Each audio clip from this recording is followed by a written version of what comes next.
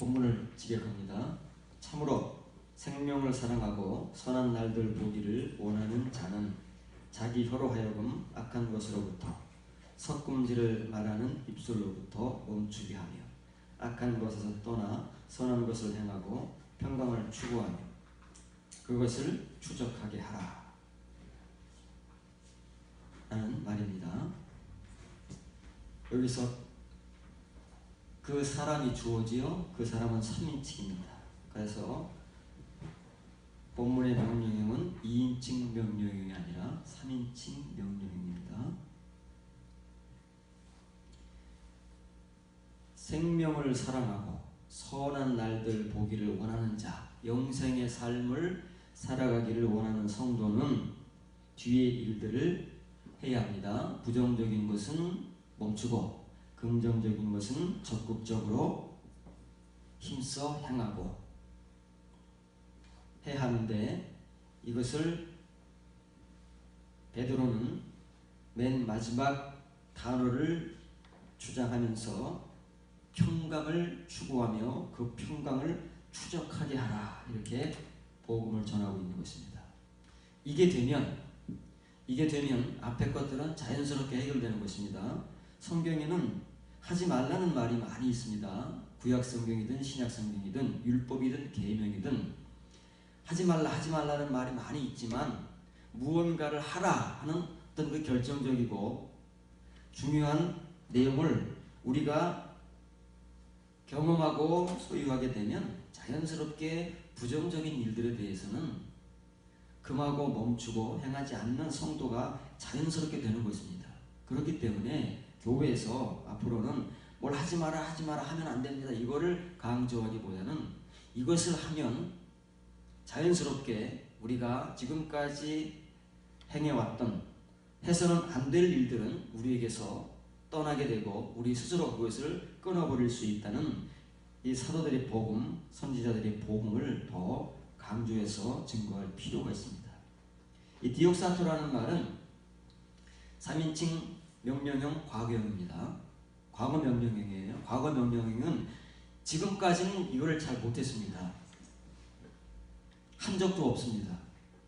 그러나 이제 그런 신자들이 한 번만 이런 일을 경험하게 되면 앞으로는 자연스럽게 이런 일들을 할 수 있다는 것입니다. 그래서 헬라어의 과거 명령형은 한 번 경험하는 것입니다. 반복되는 것이 아닙니다. 한 번 경험하게 되면 자연스럽게 이 일을 하라 하고 강조하지 않아도 스스로가 할 수 있게 되는 경우를 일컬어서 과거 명령형 혹은 과거 부정사, 이렇게 헬라어에서는 사용하고 있습니다. 그로 추적하게 하라. 그 사람은 누구요? 평강을 추구하며 그 평강을 따르는 사람에게 그 평강을 추적하게 하라. 그럼 여러분들이 먼저 해야 될 일은 뭐라고요? 평강을 추구하는 것입니다. 추구하는 것, 평강을 찾는다는 말입니다. 그것을 하게 되면 앞에 있는 이런 부정적인 일은 자연스럽게 하지 않는 것인데, 이 뒤의 일이 되지 않기 때문에 우리가 악한 것 또는 섞음질, 사람의 말, 미혹의 말, 이런 것들을 지금까지 멈추거나 끊어버리지 못하고 계속 해오고 있는 너무나도 당연한 이유입니다. 디오코라는 동사가 신약 성경에서 45번 사용되는데, 이 말은 추적하다 혹은 핍박하다라는 말입니다. 전혀 다른 두 말이 같은 단어에 쓰이고 있죠.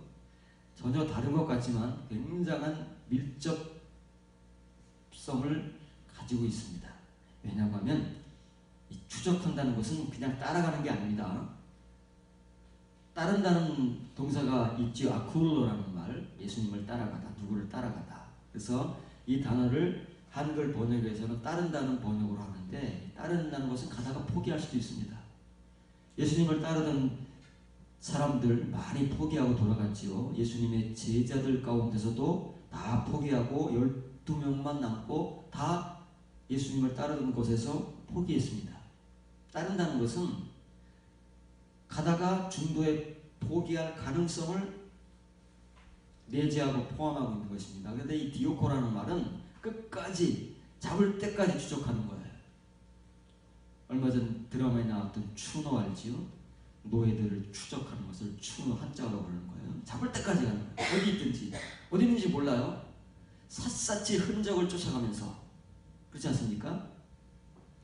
잡을 때까지 추적하는 것을 추노라고. 이 말을 하는 겁니다. 포기하는 거 아닙니다. 가는 도중에 뭐 힘들고 어렵고 상황이 바뀌고 뭐 이렇게 해서 포기하는 것이 아니라 그 목표 지점에 다다를 때까지 끊임없이 지치지 않고 쫓아가는 것을 일컬어서 추적하라고 하는 거예요.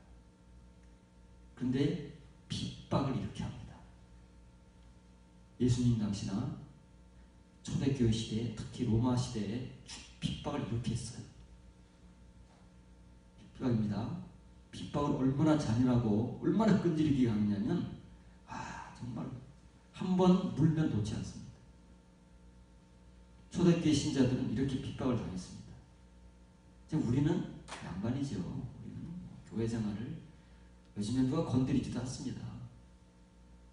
그냥 마음만 먹으면 할 수 있지만 이 당시에 교회 생활이라고 하는 것은 정말 어떤 경우에는 내 목숨을 내놓아야 하는 그러한 핍박과 박해를 감당하지 않으면 안 되는 어려운 상황이 있었지요.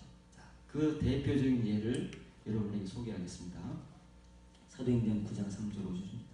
사울이 길을 가다가 다메섹에 가까이 이르더니 후련히 하늘로부터 빛이 그를 둘러 비추는지라. 땅에 엎드려져 들으니 소리가 있어 이르되 사울아 사울아 내가 어찌하여 나를 박해하느냐 하시거늘 대답하되 주여 누구시니까? 이르시되 나는 내가 박해하는 핍박하는 예수라. 바울이 얼마나 열심히 하는 사람입니까? 바리새인 이 율법 공부를 할 때부터 열심히 탁신인 사람입니다. 이런 사람들은 모든 일을 그렇게 하는 거예요.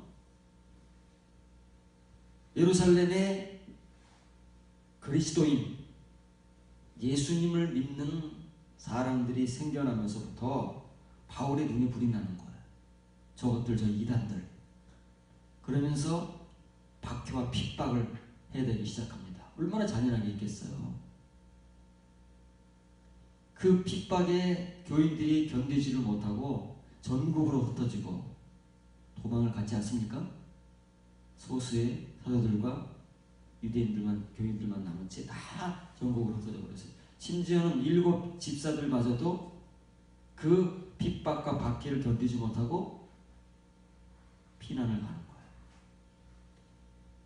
그러니 예루살렘에 핍박할 사람이 없어졌어요. 그건 그걸로 그쳐야 되는데 다메섹에도 그리스도인들이 있다는 소문을 이 사울이라는 사람이 듣고 거기까지 추적해 가는 거예요. 이게 디오코라는 겁니다. 디오코는 어떤 사람들에게서는 이 정도의 끈기와 열심과 자기의 모든 것을 걸고 하는 겁니다. 이걸 베드로가 요구하는 거예요. 터키 지역에 있는 교회들을 향해서 여러분 사랑하는 형제들, 사랑하는 성도들, 사랑하는 교인들이여, 여러분들이 평강을 추구해야 합니다. 평강을 추구하는데 그 평강은 그냥 추구해서 이루어지는 것이 아니라 그 평강은 여러분들의 소나기에 움켜질 때까지 끊임없이 추적하고 열심과 끈기를 다해서 그것을 붙들 정도로 추구해야 한다고 권고를 하고 있습니다. 여러분은 지금 어느 정도로 이 평강을 추구하고 있습니까? 평강을 추구는 하고 있습니까? 왜 평강을 추구하라고 그럴까요? 하고 많은 것들 중에서 평강은 거듭남이기 때문에 그렇습니다. 이면의 은혜, 감춰진 레마의 말씀, 그리고 한 번도 해보지 못한 이 디옥사토를 경험해야 하기 때문에 가장 근본적인 평강, 거듭남을 통해서 우리에게 주어지는 그 하나님의 평화, 평안, 평강. 터키 지역의 초대교회 교인들에게 아직 찾아오지 않은 그 이면의 평강, 칭의의 평강은 있습니다. 예수님 믿고 있기 때문에 그 사람들에게 이면의 평강, 거듭남의 은혜를 추적하라. 이것은 건성건성해서 이루어지는 것이 아니다. 교회 생활 열심히 해서 이루어지는 것이 아니고 정확하게 목표물을 가지고 평강이 무엇인지, 왜 평강을 내가 소유해야 하는지, 평강은 어디에 있는지, 어떻게 쫓아가야 되는지를 분명하게 자각하고 배워서 그것을 여러분의 손아귀에 움켜쥘 때까지, 그 은혜를 여러분들의 스스로 맛볼 때까지 포기하지 말고 끝까지 쫓아가라. 그런데 이거 잘하셔야 됩니다. 그럼 이제 이거 관계에 대해서 도대체 이렇게 디오코하는 게 무엇인가, 추적하는 게 무엇인가 하는 내용과 얽혀있는 이제 말씀들을 살펴보면서 여러분들이 더 폭넓게 말씀들을 이해하시기 바랍니다. 마태복음 5장 10절입니다. 의를 위하여 핍박을 받은 자는 복이 있나니 천국이 그들의 것이라. 천국 복음이죠. 이것은 칭의의 천국 복음이 아닙니다. 예수님을 믿으면 천국을 얻는다는 그런 복음이 아니잖아요. 그 복음이 아니잖아요. 의를 위하여 핍박을 받으라는 복음이잖아요. 왜 예수님을 믿으면 천국의 자녀가 되고 천국의 소유자가 되고 상속자가 되는데 왜 예수님은 나를 믿으라고 하지 않냐고 의를 위하여 핍박을 받으라고 복음을 전할까요? 이 핍박을 받은 자들은 누구이며 어떻게 하는 것이 핍박을 받는 것이길래 천국을 소유한다고 복음을 전하고 있을까요? 지격합니다. 의 때문에, 의입니다. 의 때문에 박해를 받아온 자들, 언제부터인가 하나님을 믿고 예수님을 믿는다는 그 이유로 의 때문에 박해를 지금까지 받아온 자들은 행복하다고 말해요. 신구약 성경에는 축복과 행복이 있다고 했습니다. 영어 성경에도 축복과 행복이 있는데 성경을 번역할 때는 전부 축복이라는 단어에 행복이라는 말을 써서 bless라는 말만 사용합니다. 원래 행복은 해피 아닙니까? 잘 사용하지 않습니다. 거의. 그러나 신구약 성경은 축복과 행복을 분명하게 구분해서 이렇게 사용을 합니다. 이런 사람들이 뭐 행복하겠습니까? 그 당시 핍박이 얼마나 무서운데 우리는 상상을 못합니다. 우리가 오늘날 이 의라는 것 때문에 박해와 핍박을 받습니까? 거의 없습니다. 근데 이 의가 무엇이길래 예수님은 이 의를 때문에 핍박을 받아온 사람들이 있답니다. 그 사람들만이 천국의 소유자고 천국의 상속자라는 거예요. 이 의는 지금 우리가 배워가고 있는 이면의 의, 거듭남의 의, 평강을 말하는 것입니다. 이것을 우리가 얻기 위해서는 그만큼의 추적과 열심과 땀과 노력이 필요한 것이고 또한 다른 측면에서는 어려움과 고난을 감당해야 되는 그만큼의 가치를 지니고 있기 때문에 그 가치만큼의 박해와 핍박을 받아온 사람들만이 육체적, 현실적으로는 얼마나 어렵겠습니까? 보통 어려운 일이 아니잖아요. 어려서 아마 나이가 지금 한 60, 70이 돼가시는 분들은 어려서 교회 생활을 혼자 집에서 하거나 아니면 그 당시에 직장 생활을 했던 교인들은 하는 어려움을 겪었습니다. 교회를 다닌다는 이유로 집에서는 교회를 못 나가 문을 잠그기도 하고 여자들 같은 경우에는 정말 좀 더 극렬한 부모들은 막 머리를 잘라버리기도 하고 그래서 스카프 동요 메고 교회 나오는 사람들도 제가 어릴 때 봤어요. 아가씨인데 선배인데 학생 때 주일 예배에 웬만하면 스카프를 메고 이렇게 머리에 두르고 와도 예배 시간에 끌르는데 안 끌고 예배를 드리네. 머리가 잘린 거예요. 그리고 교회를 나왔어요. 그때는 주일날 쉬지 않으면 그때는 주일 성수가 얼마나 강조되는 시대입니까? 70년대, 60년대, 80년대 초에 주일날 쉬지 않으면 아무리 좋은 직장이라도 포기를 하는 거예요. 주일 성수 때문에. 오늘날 어떻습니까? 오늘날 우리의 믿음 생활이 정말 초라합니다. 어떻게 보면 모든 것들을 다 한 다음에 우리가 의를 위하여 핍박을 받는다든지 주의를 지킨다든지 뭐 이러지 않습니까? 그러니까 과거 이 시대에 예수님 시대, 베드로 시대의 교인들과 우리는 비교할 수가 없어요. 그러나 믿음은 이 박해와 핍박 속에서 꼽히는 겁니다. 절대 오늘날 같이 편안하고 박해 없는 시대 속에서는 꼽히지 못합니다. 이 믿음이라는 꽃은 참 이런 특성을 지니고 있어요. 그래서 여러분들이 지금까지 어떻게 살아오셨는지를 돌아보시고 내가 정말 이 의라는 것 때문에 어떤 박해와 핍박을 받아왔는가? 그럼 내가 천국의 소유자가 되고 천국의 상속자가 되기를 원한다면 앞으로 나는 이 의라는 것 때문에 어떤 박해와 핍박을 견뎌낼 수 있을 것인가? 과연 그것을 나는 행복으로 느낄 수 있는 사람인가? 신자인가를 생각해 보시고 그것이 행복임을 느낄 수 있는 사람, 그것이 행복으로 느껴져 오는 사람만이 천국의 소유자인 거예요.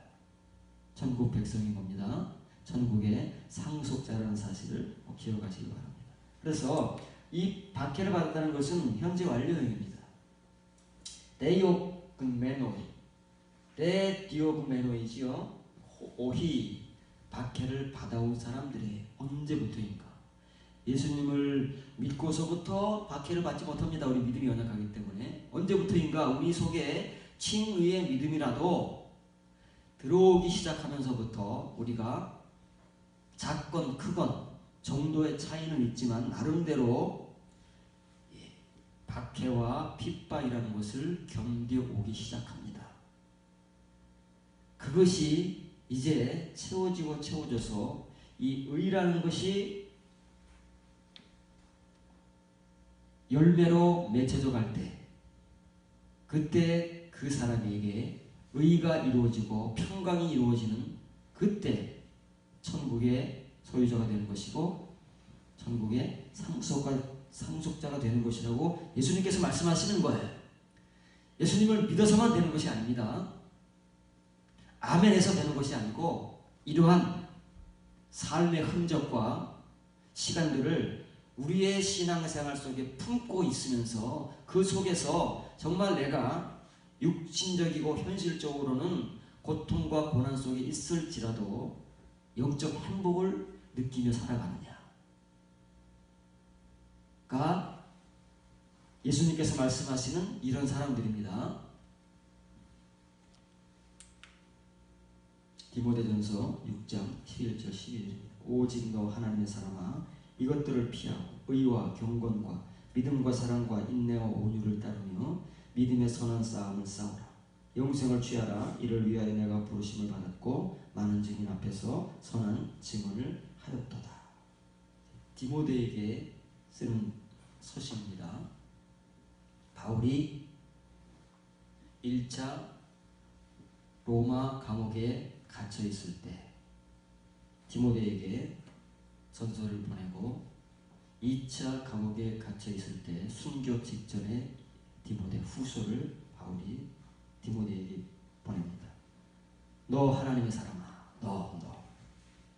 너를 강조합니다. 너는 하나님의 사람이다 그 말이지. 이게 하나님의 사람에게만 이런 복음을 전할 수 있고 하나님의 사람에게만 이런 복음이 들어갈 수 있는 거예요. 하나님의 사람들만이 이런 복음을 영접할 수 있는 것이죠. 그만큼 준비가 됐기 때문에 바울은 서슴없이 디모데에게 개인적인 거 아닙니까? 이런 막 개인적인 요구를 해야 되는 것입니다. 이것들 이 디모데 11절 위에 나온 부정적인 것들이 있지 않습니까? 그것들은 이런 것들이 해결되면 자연스럽게 없어지는 거라고 했어요. 끊어버리는 거예요. 없어지는 게 아니라 스스로가 끊어버릴 수 있는 그 믿음의 힘이 생기는 겁니다. 이런 것들을 피하는 거예요. 이런 것들을 피하기 위해서는 어떻게 하라고요? 항상 뒤에 베드로와 같이 복음은 동일한 거예요. 구조와 논리가 동일합니다. 이런 것들을 피하기 위해서는 의와 경건과 믿음과 사랑과 인내와 온유를 따라라. 디오코에라고 말해요. 5가지가 나열되어 있지만 다 동의어입니다. 평범과 똑같은 거예요. 단어가 다르다고 해서 하나하나 일일이 다 따져가면서 이런 것들을 하는 것이 아니라 이건 다 동의어라고 말해요. 같은 은혜, 거듭남의 은혜를 받은 자들에게는 이런 것들이 나오는 것이고 거듭남의 은혜를 통해서 이제 이런 것들을 더 채워가는 거예요. 디모데는 거듭난 성도입니다. 바울의 동역자입니다. 이게 없다는 말이 아니에요. 이걸 더 이제 바울만큼 채워가기 위해서 바울이 권고를 하는 것이죠. 그래서 이 5가지 가운데 여러분들에게 경건을 소개하려고 합니다. 동의어기 때문에 경건을 살펴보게 되면 다른 말이 다 똑같은 거예요. 한글에서 따른다고 번역되고 있죠. 따르면 가다가 포기할 수 있습니다. 쫓아가야 되는 거예요. 끝까지 추적을 해야 되는 거예요. 여러분들에게 소개한 성경 구절 가운데 베드로가 과거 구약의 선지자들이 예수 그리스도의 그 구원의 복음을 전하기 위해서 그냥 계시받고 전했다고요? 부지런히 연구하고 살펴서 그 연구했다는 말이 엑제테오라고 그랬지요. 엑제테오라는 말은 엑제테오 탐색하는 겁니다. 살피는 거예요. 구석구석 살피는 거예요.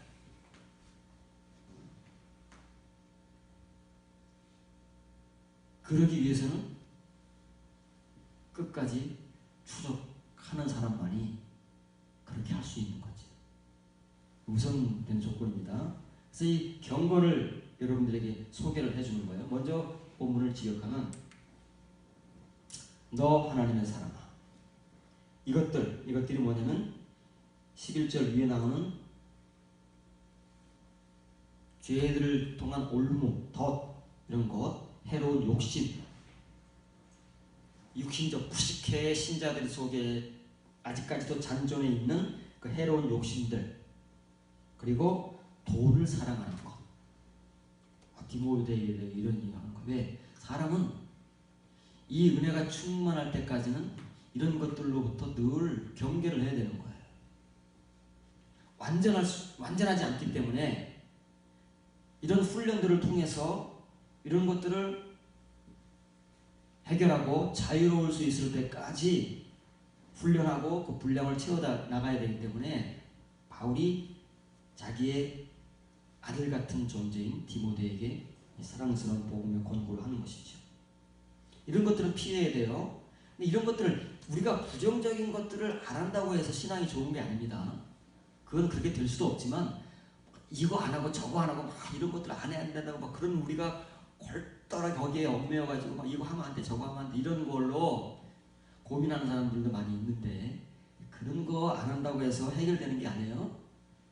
해결 안 됩니다. 아무리 우리가 그런 것들을 하지 않으려고 애를 쓰면 쓸수록 더 하게 되는 것이 현실적인 우리의 실정입니다. 그러나 이런 것들은 추적하라고 말해요. 이런 것들을 통해서 앞에 것들은 자연스럽게 없어진다고 했죠. 끊어버리게 되는 거예요. 믿음의 선한 싸움을 싸우라. 영생을 굳게 붙들라. 내가 영생에 이르기 위하여 부름을 받았고 많은 증인들 앞에서 선한 공헌을 하였다. 아니 무슨 그럼 디모데는 아직 영생을 못 받았습니까? 영생에 이르기 위하여?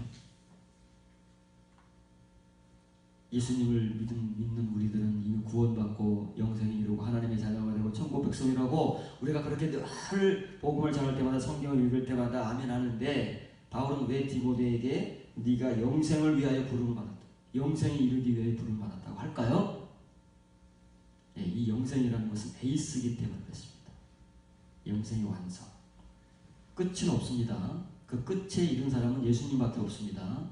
그래서 우리가 예수님을 따라가는 거예요. 발자취를. 바울도 예수님의 발자취를 따라간다고 그러잖아요. 그래서 바울도 다 이룬 것이 아니라 표대를 바라보고 지금까지 지난 것들은 다 잊어버리고 오직 내가 앞으로 붙들어야 할 그 표대를 바라보고 달려가는 거예요. 바울 역시도. 이 에이스라는 것은 그 끝지점에 이르는 것이기 때문에 어느 누구도 그 끝지점에 살아서 이른 사람이 없어요. 자기가 이룰 수 있는 만큼만 이루어가는 것이지요. 그런데 우리는 이미 영생을 얻었다, 구원을 받았다, 모든 걸 다 이룬 것으로 그렇게 생각을 하고 있기 때문에 어림도 없는 거예요. 이 이면의 영생, 이면의 평강, 이면의 경건, 여기에는 아직 발도 들여놓지 못했는데, 아직 디오코를 해본 적도 없는데, 우리는 당연히 그렇게 해왔고 그렇게 하고 있다고 착각을 하고 있는 것 뿐이죠. 그래서 바울은 베드로를 향해서 이 5가지를 열거하지만 똑같은 말입니다. 동의어이기 때문에 이걸 살펴보면 나머지는 다 이유가 되는 거예요. 평강이나 경건이나 온유나 믿음이나 사랑이나 다 똑같은 말입니다. 이거를 추적하라는 거예요. 끝까지 따라가라는 거예요. 쫓아가라는 거예요. 여러분, 이게 어디에 있는지, 이 끝이 어딘지를, 그래서 에이스라는 말이 나오잖아요. 영생의 끝지점에 이를 때까지 부름을 받았기 때문에 이것도 끝까지 가야 되는 거예요. 모든 것이 우리가 그 끝지점에 이를 때까지 추적해 가봐야 되는데 결국은 우리가 그 끝까지 못 가고 죽습니다. 대부분은 다 그렇습니다. 문제는 우리가 얼마큼 채워가느냐, 그 차이지요. 그래서 하나님께서는 우리가 채운 그 분량을 따라서 보상하시는 거예요. 이 유세베이라고 하는 것은 세베이아, 칭의의 경건입니다. 칭의의 경건도 없는 신자들이 많다고 했죠. 이 칭의의 경건이 있는 사람들만이 거듭남으로 인도함 받고 있는 사람들입니다. 그 사람들이 지금 바울이 베드로에게 권고하는 이 유세베이아에 다다를 수 있는 사람들, 이것을 추적하는 사람들이다 그 말이에요. 그런데 우리는 그 구분이 안 돼 있기 때문에 경건한 사람도 많지 않지만 이 참 경건, 유세베이아를 가지고 살아가는 신자들은 교회 안에 거의 없습니다. 엄밀하게 말하면 그렇습니다. 잘 이해를 하셔야 돼요. 왜냐하면 이것은 이면의 은혜, 거듭남의 성도들에게만 시작되는 디옥사토, 그 추적을 해본, 경험해서 이것을 만나본, 평강을 만나보고 경건을 만나보고 믿음을 만나보고, 지금 베드로가 바울이 디모데에게 권면하는 믿음, 사랑, 인내, 온유, 이런 것들을 비로소 만나보는 거예요. 칭의의 은혜로 우리가 만나봤지만, 지금까지 만나면서 살아오고 있었지만 이 이면의 은혜는 우리가 만나본 적이 없다는 말이에요. 그래서 베드로가 과거형을 쓰는 것이지 괜히 그러는 게 아닙니다. 복음을 전하는 사람은 자기가 복음을 전하고자 하는 의도, 내용을 분명하게 가지고 복음을 전하죠. 더군다나 베드로 개인이 전하는 것이 아니라 성령이 감동하시고는 전하는 복음을 우리같이 아무렇게나 전하겠습니까? 분명한 목적의식이 있고 내용이 있는 겁니다. 잘 이해를 하셔야 돼요. 그래서 여러분들이 앞으로는 이것을 이제 추적할 준비를 해야 됩니다. 한 번도 추적해 본 적이 없는, 한 번도 만나본 적이 없는, 도대체 이 유세베아는 어디에 있으며 내가 어디서 그 은혜를 맛보며 하나님께서는 언제 나에게 이 은혜를 주실 것인가 경험해보지 못했기 때문에 이제 이것을 추적하게 되면 만날 것입니다. 포기하지 않고 쫓아가다 보면 어딘가에서 만날 거예요. 그러면 그 은혜를 맛보는 그 디옥사토에 사람들이 생겨날 거란 말입니다. 베드로가 전하는 복음은 그겁니다. 이거 해라, 한번 해서 경험해봐라. 평강을 추구하고 그것을 한번 추적해봐라. 그러면 그런 사람들에게 하나님께서는 반드시 경험하게 하실 것이다. 만나게 하실 것이다. 그러면 그 사람에게서 뭐가 나온다고요? 평강을 만난 사람, 믿음, 사랑, 온유, 인내를 만난 사람에게 반드시 경건이라는 것이 나옵니다. 참 경건, 그냥 경건도 아니고 유세베이아가 나올 것이다. 인간적인 것들, 육신적인 것들, 바울이 디모데에게 권고하는 올모 해로운 욕심, 돈을 사랑하면 우리가 얼마나 끊어보기 어렵습니까? 하나님을 믿어도 지금 우리가 돈을 끊어버리지 못하고 살지 않습니까? 돈을 사랑합니다. 돈 사랑하지 않는 사람은 대단한 사람입니다. 돈에서 해롭는 사람. 보통 믿음의 사람이 아니에요. 치유의 믿음으로는 목사들도 돈 좋아하는데 신자들이 교인들이야 말해서 뭐 하겠습니까?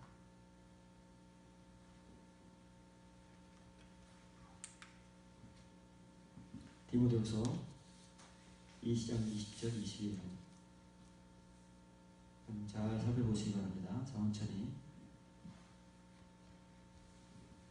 큰 집에는 금그릇과 은그릇뿐 아니라 나무그릇과 질그릇도 있어 귀하게 쓰는 것도 있고 천하게 쓰는 것도 있나니 그러므로 누구든지 이런 곳에서 자기를 깨끗하게 하면 귀히 쓰는 그릇이 되어 거룩하고 주인의 쓰심에 합당하며 모든 선한 일에 준비하게 되리라.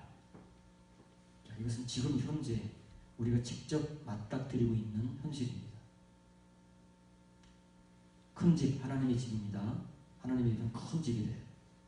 큰 집, 그 전치사, 장소를 나타내는 n이 강조되고 있습니다. 그 안에는, 하나님의 집 안에는 그릇들이 많이 있습니다. 우리가 다 그릇이에요. 저와 여러분들이 그릇입니다. 그릇들이 많이 있는데 금그릇도 있고 은그릇도 있습니다. 나무그릇도 있고 흙그릇, 흙으로 만든, 진흙으로 만든 질그릇도 있습니다. 바꿔 말하면 귀하게 쓰는 것도 있고 천하게 쓰는 것도 있고 누가 하나님께서 그런 그릇들이 있어요. 하나님의 집에는 다 금그릇만 있는 게 아니에요. 다 질그릇만 있는 게 아니에요. 금, 은그릇이 있고 나무 질그릇이 있는 거예요. 누군지 몰라요. 그런데 이것은 우리가 물질적으로 상상해서 이해될 수 있는 그릇들이 아니에요.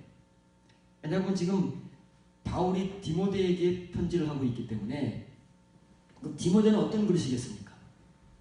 금그릇이겠습니까? 은그릇이겠습니까? 나무그릇이겠습니까? 질그릇이겠습니까? 우리는 보편적으로 디모데 정도 되면 최소한 은그릇, 금그릇은 아닐까? 그렇게 생각할지 모르겠어요. 그럼 이 말은 뭐가 씁니까?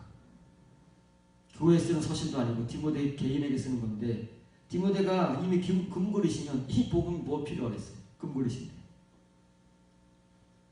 어려운 겁니다. 금그릇은 우리가 당연하다고 생각하는 그 어떤 사람이 아닙니다. 금그릇과 은그릇으로 대변되는 귀하게 쓰는 것, 나무그릇과 질그릇으로 대변되는 천하게 쓰는 것, 번역이 잘못된 거예요. 이거는 바라는 글자로 표현된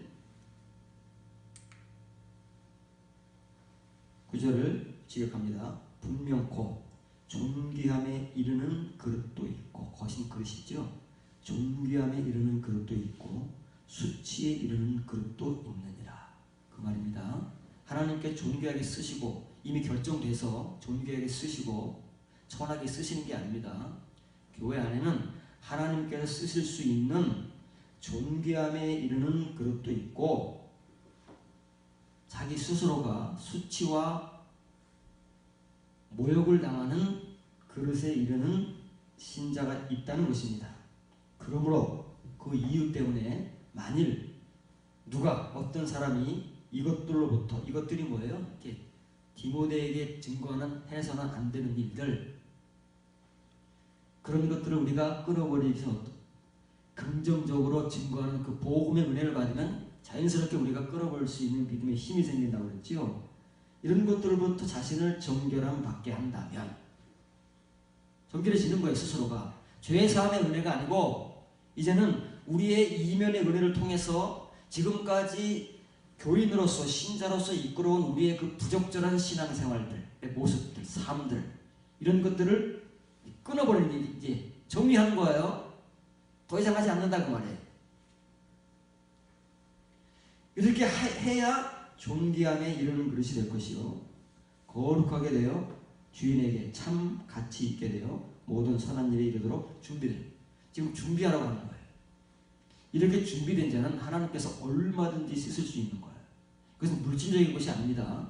뭐 큰 교회를 이루고 뭐 큰 교회에서 뭐 큰 일꾼이 되고 이런 거 아닙니다. 그러면 우리 눈에 존귀하게 보이는 사람일 뿐이지 하나님께서 보시는 그 존귀함에 이르는 하나님께서 모든 선한 일을 위해서 충분하게 준비되도록 인도하신 일꾼은 어떤 사람들이라고요? 정결한 성도의 정결한.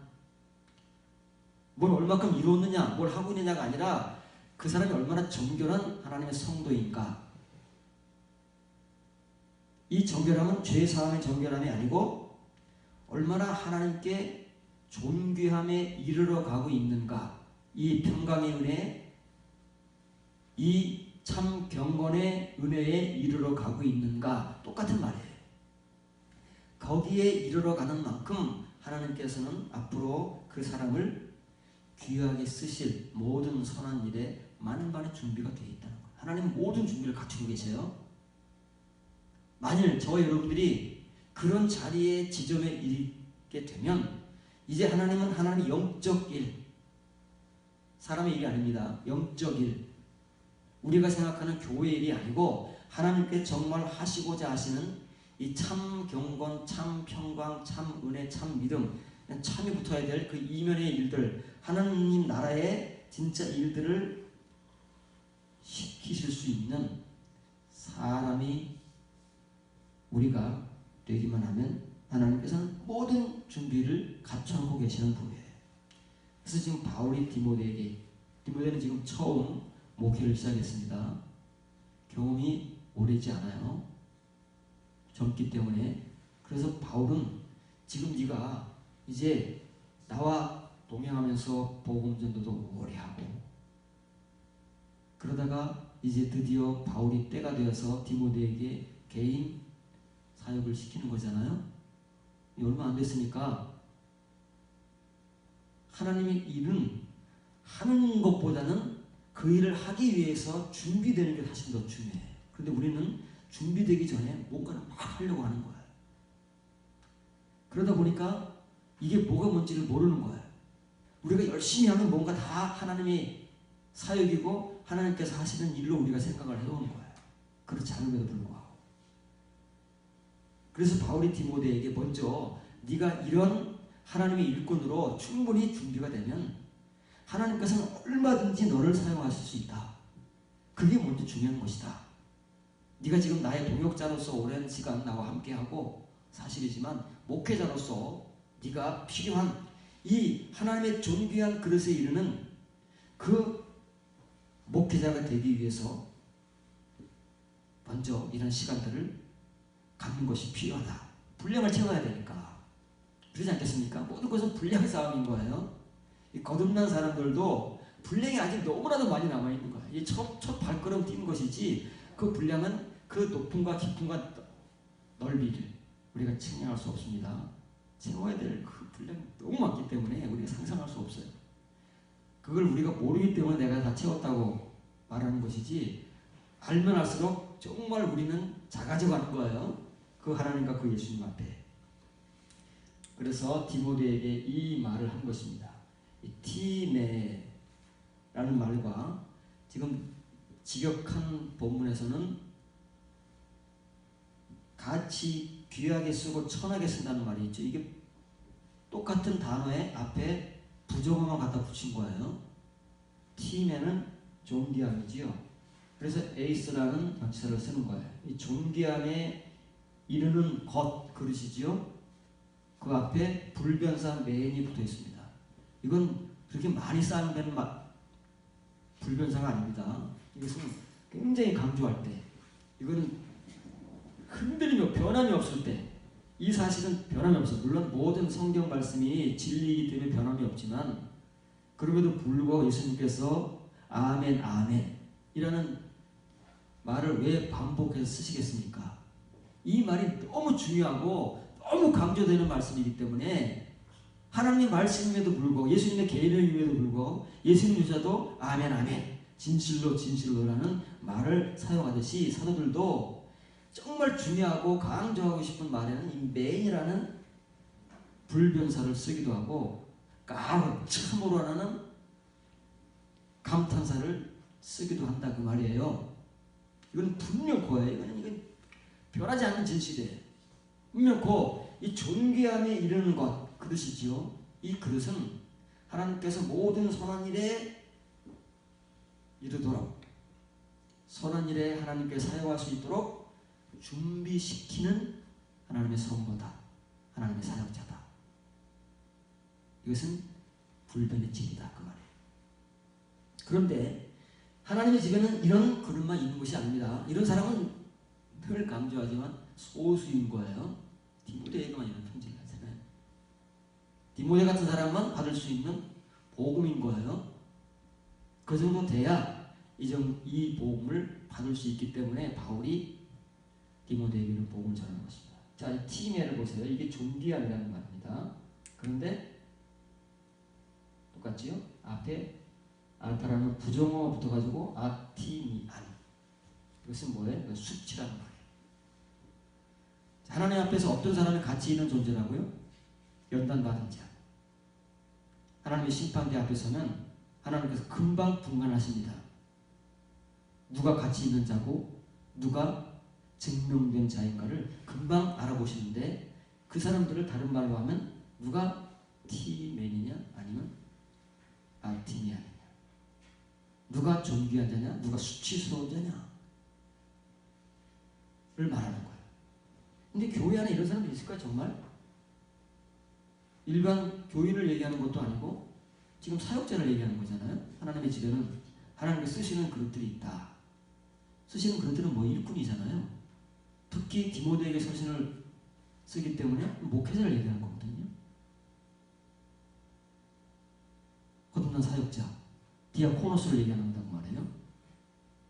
그런데 하나님 집에 이런 사람이 있을까요? 이런 사람은 더 많습니다. 에이스티면보다 이 에이스 아티미안이 더 많아요. 더 많아요. 훨씬 더 많아요. 그러면서도 얼마든지 많은 일을 할 수 있어요. 얼마든지 능력을 행하고 귀신을 쫓아내고 병을 고치고 선지자 노릇하고 목사 노릇해서 예수님 앞에 가서 자기가 이런 일들을 했다고 크소리 치는 사람이 얼마든지 있다고 말이에요. 그런데 어때요? 그런 사람들은 이 불법을 행하는 자들, 내가 너희를 한 번도 한 적이 없다 라고 쫓겨나잖아. 왜 그럴까요? 왜? 그 평생을 그렇게 해온 사람들이 왜 예수님 앞에서 쫓겨날까요? 이런 귀하고 우리가 정말 추구해야 되는 이런 내용은 도외시한 채 우리 열심을 가지고 그 표면의 능력을 가지고 힘을 가지고 평생을 뭔가를 해온 것 같아요. 그 사람들이 게으르게 놀았다고 하지 않잖아요. 자기 인생을 바쳤다고 그러잖아요. 그거 하면서. 그런 거 하려면은 뭐 룰을 하나 놀면서 되겠어요? 스케줄이 얼마나 바쁘겠어요? 그런 능력 있는 사람들은요. 한 달에 스케줄표가 꽉꽉 차잖아요. 어떤 유명한 사람들은 1년 스케줄표가 차가지고요. 몇 년 전에 예약을 하지 않으면은 교회 한번 초청하기도 힘든 사람들도 많아요. 우리나라에도. 얼마나 바쁘겠냐고요. 안 논다고 말이에요. 그럼에도 불구하고 왜 예수님께서는 그런 취급을 하시느냐고요. 왜 이 아티미아의 취급을 하시느냐고요. 그것은 우리가 정말 해야 될 것은 관심이 없고 하나님께는 별로 중요하지 않은 것을 우리는 대단하게 중요시 여기면서 거기에 그냥 매몰되는 거예요. 그러다 보니까 우리의 결과는 좋은데 사람이 볼 때 결과는 참 좋아요. 존경스럽기도 하고 부럽기도 하고. 그런데 막상 하나님 앞에 가면 그 귀하고 좋게 보였던 것들이 아무런 쓸모가 없는 것으로 전락한다는 거예요. 그런데 우리는 그런 데 대해서 별로 무신경합니다. 이해를 잘 못하기 때문에 사도들의 복음, 예수님의 말씀에 대해서 사실 우리는 인지가 부족한 거예요. 지각이 없기 때문에 그런 말씀들을 잘 이해를 못해요. 남 얘기하는 것 같아. 우리 얘기가 아니라. 이거 잘해야 됩니다. 목회자이면서 뭐라고? 디아코노스. 디아코노스는 거듭난 일꾼들이잖아요. 거듭난 자들이 바울과 더불어 동역자가 되고 이제 복음을 전했어요. 그런 사람들이에요. 디모데도 그런 사람이고 디도도 그런 사람이잖아요. 여러분들이 이제 지금까지 교회 일을 하던 사람들이 아니고 목사가 시키던 교회 일을 하는 사람들이 아니고 정말 하나님의 일꾼으로 하나님께서 원하시는 모든 선한 일에 하나님이 사용하실 수 있는 그런 일꾼이 되기 위해서는 이런 사람이 수치에 이르러가는 그런 신자가 아니고 에스티면 존귀함에 이르러가는 그런 지금 여러분의 시간의 흔적들이 있어야 된다고 말이에요. 여러분들이 지금 살아가는 시간 속에서 얼마나 바쁩니까? 현대인들이 정말 바쁩니다. 직장생활 바쁘지요. 바쁩니다. 야근해야 되지요. 특근해야 되지요. 바쁘지만 우리가 하나님을 믿는 사람들이기 때문에 그 바쁨 속에서도 그것이 하나님 앞에서 변명이 안 되잖아요. 그 변명이 통하면 참 좋겠어요. 하나님 너무 바빠서 그랬습니다. 너무 힘들고 내가 아주 몸이 안 따라줘서 못했으니까 하나님 그거 이해해 주셔야지 어떡합니까? 그래서 우리의 그 변명이 통하면 참 좋겠어요. 그러나 하나님께서는 그런 바쁨과 어려운 시간 속에서 이런 하나님을 위한 시간들을 내서 그 시간들을 가지라고 하잖아요. 그러니까 어려운 거죠. 그게 쉬우면 누구들 다 하지 않겠습니까? 이게 어려운 거기 때문에 그 어려움 속에서 그 어려움을 감당할 수 있는 디오코, 그게 박해. 우리가 견뎌야 될, 지금은 아무도 우리를 물리적으로 박해하지 않지만 이것이 우리가 당연히 영적 박해라니까요. 우리 스스로가 감당해야 될 그 어려움, 의 때문에, 그 거듭남 때문에 우리가 감당해야 되는 그 어려움, 우리의 어려움 현실 속에서 또 더 어려움. 근데 그게 행복이랍니다. 행복입니까? 행복은 개뿔. 힘들어 죽겠구만. 그런데 어떤 사람들에게는 이게 행복이랍니다. 아무에게나 행복이 있습니까? 이 은혜를 아는 사람, 이 가치를 아는 사람, 이 기쁨을 아는 사람들에게만 행복인 것이죠. 예수님께서 말씀하시듯이. 이런 사람들이 무슨 행복을 알겠습니까? 내가 아는 일, 내가 하는 일, 내가 겪는 행복만이 행복으로 알지.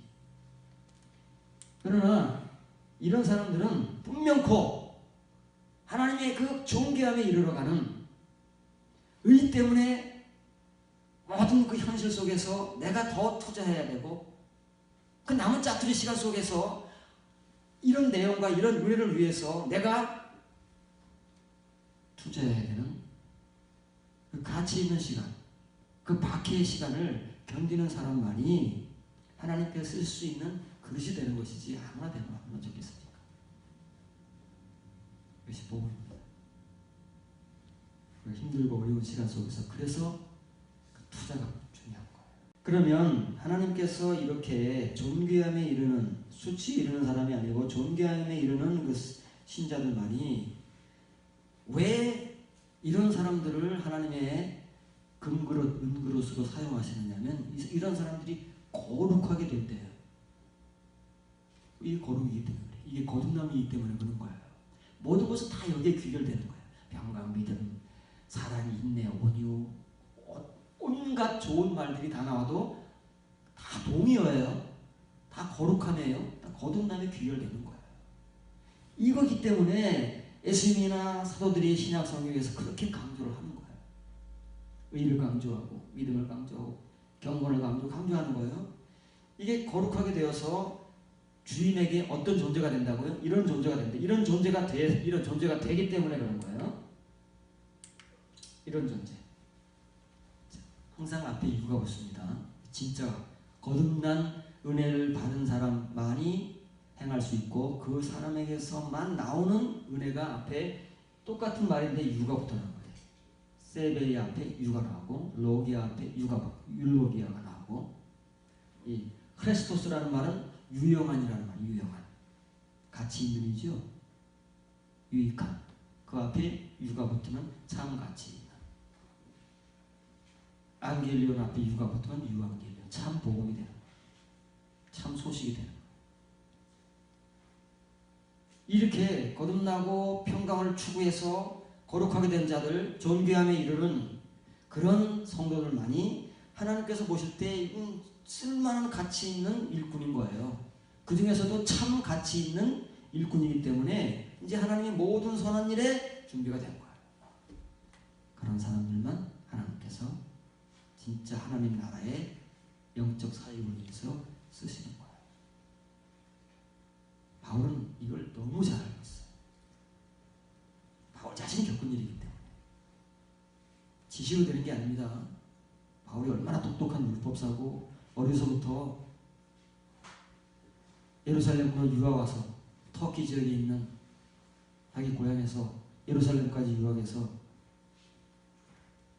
그 유명한 당대 그 학자인 율법사 밑에서 교육을 받고 장래가 촉망되는 얼마나 똑똑한 율법사였습니까? 지금 우리는 그것만으로 자격이 충분한 거예요. 어느 누구보다도 자격이 뛰어난 거죠. 그런데 사람의 기준과는 달리 하나님은 그런 사울은 쓰실 수가 없는 거예요. 다메섹에서 콱 꼬꾸라뜨려도 그래도 쓰실 수가 없는 거예요. 그때 사울이 뭔가 할 것 같아서 이름도 바울로 바꿔가지고 막 다메섹에서 복음 전하기도 막 으쌰으쌰하고 막 예루살렘까지 막 쫓겨와서 예루살렘에서까지 그렇지만 하나님은 쓰실 수가 없는 거예요. 이런 존재가 잘 되기 때문에. 그래서 바울은 그 이후로 10년이라는 세월을 더 하나님께 시련과 연단 속에서 하나님의 참 가치 있는 그런 일꾼이 되기 위해서 다듬어지는 거 아닙니까? 바울이 제일 잘 알고 있어요. 디모데에게 그 얘기를 하는 거예요. 자기의 경험을 통해서. 근데 우리 이런 내용들이 잘 몰라요. 우리에게 없어갖고 잘 모르니까 이런 얘기들을 할 수가 없고 이해를 못하니까 그냥 우리가 아는 말, 우리가 아는 내용과 은혜를 가지고 지금까지 살아온 거예요. 그래서 정말 하나님께서 참 가치 있게 쓰실 수 있는 일꾼이 하나님의 집인 교회 의외로 찾아보기가 어려운 거예요. 열심히 있는 사람들은 많이 있습니다. 사울과 같이 정말 열심히 특심 있는 사람들이 교회마다 얼마나 많이 있습니까? 목사님 말에 목숨을 걸고 충성하는 사람들 얼마나 많이 있습니까?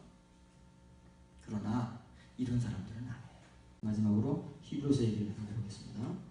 12장 11절 14절입니다. 무릇 모든 징계가 당시에는 즐거워 보이지 않고 슬퍼 보이나 후에 그 징계로 말미암아 연단 받아온 자들은 의와 평강의 열매를 맺느니라.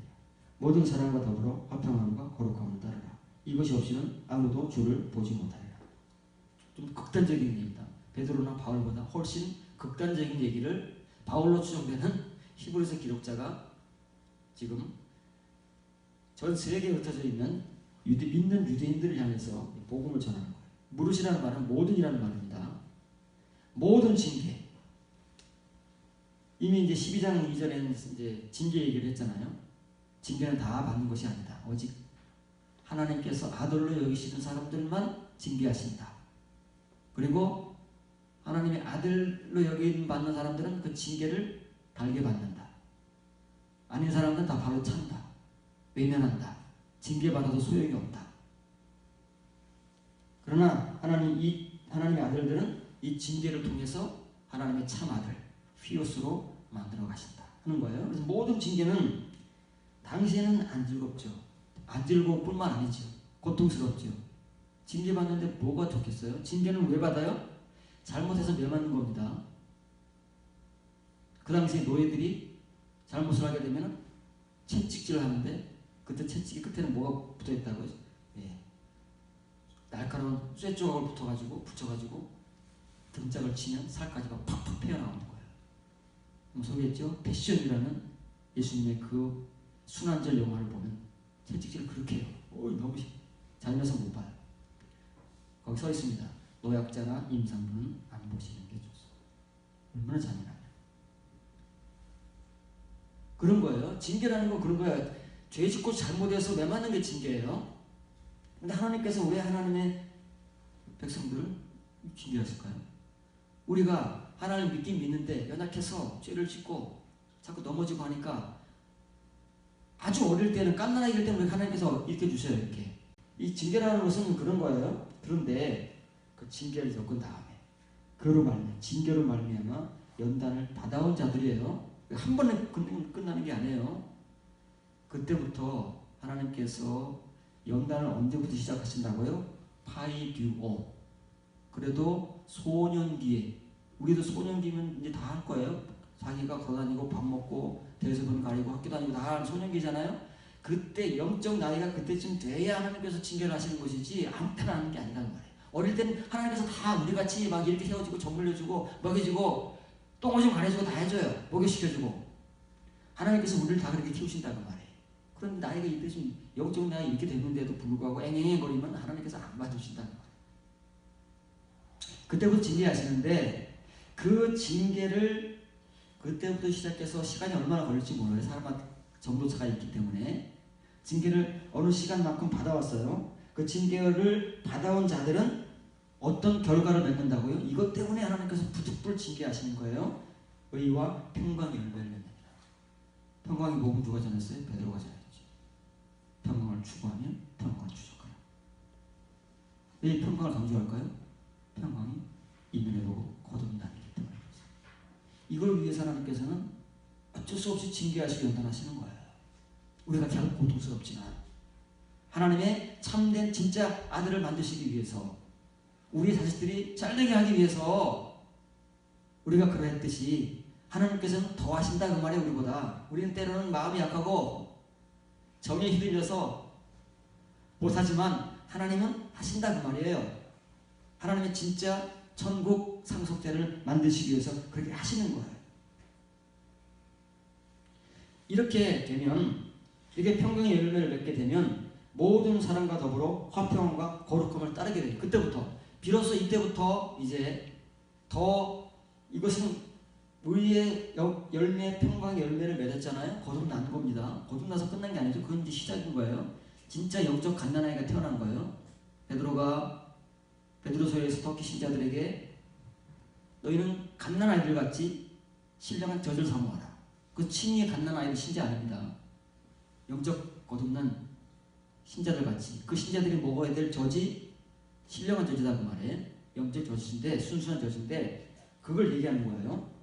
그러면 그때부터 해야 될 일도 많아요. 우리가 친의의 신자가 되어서 지금까지 걸어왔듯이 배우고 채워야 될 분량들이 너무 많다고 말해요.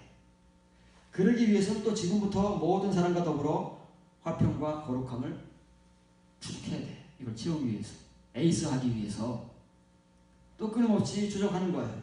그러니까 늘 성경은 이중적인 거예요.